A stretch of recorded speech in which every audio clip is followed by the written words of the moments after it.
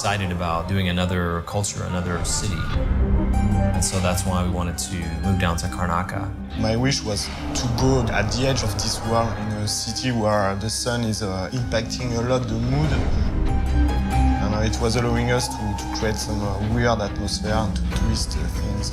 I proposed Karnaca because to me it was really, really different. It's closer to the equator, there's more vegetation, it's more of a blended culture. The atmosphere is way more dense. It's based on a photo trip I did in Long Beach, Los Angeles, where at sunset the sun makes the atmosphere coming really thick. The sun is super weird.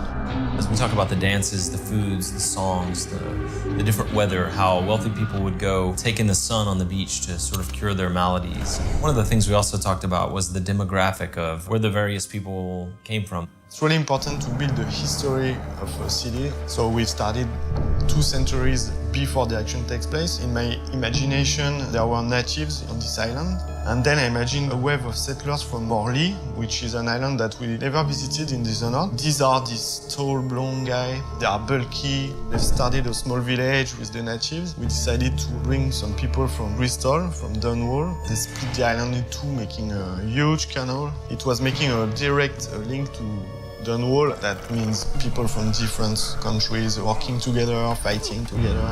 It was a nice setup for the story of the game. So we were done with the shape, the land mass around the city. It was time to bring this industrial flavor that everyone was in love with in Dishonored 1. I was pushing to have something really unique. So that's why we had this giant peak. What if we have wind that goes through this giant peak and have shaped a wind corridor? My first idea was to set up silver quarries there.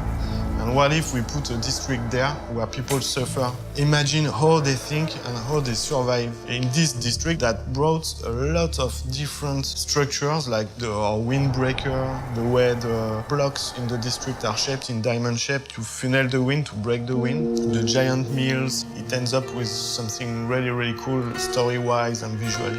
We've focused a lot more on verticality. When you travel to Karnaca in Dishonored 2, you'll see the contrast on the rooftops. There are far fewer of the A-frame roofs, and instead you have a flatter rooftops. Obviously has gameplay ramifications. It adds so much freedom to the original experience.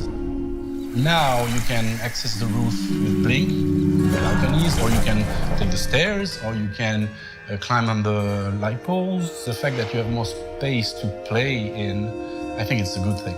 One thing that I like to think about Dishonored 2 and Dishonored in general is that some people have labeled it as a stealth game, an action game, but I think it's even more than that. It has some element of an exploration game. It's not only about the fighting, it's not only about the sneaking, it's also about like discovering the space, slowly getting your bearings, orienting yourself in the city, understanding how it works, how the people there live, how they react to different factions.